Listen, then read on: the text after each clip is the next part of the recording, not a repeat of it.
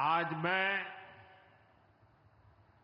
Operation सिंदूर के बाद पहली बार काशी आया हूं।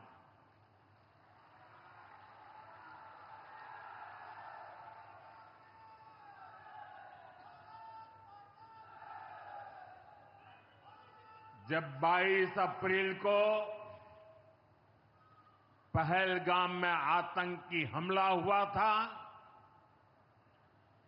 26 निर्दोष लोगों की इतनी बेरहमी से हत्या कर दी गई।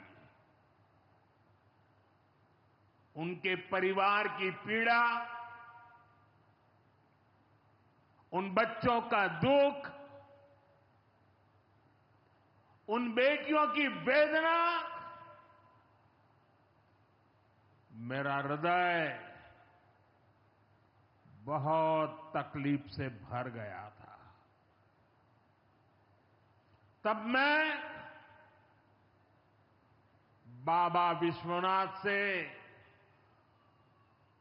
यही मना रहा था कि सभी पीड़ित परिवारों को ये दुख सहने की हिम्मत दे।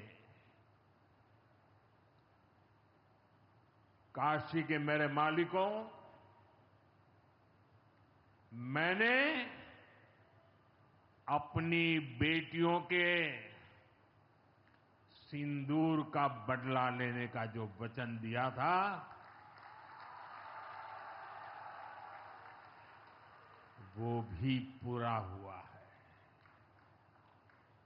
ये महादेव के आशीर्वाद से ही संभव हुआ है।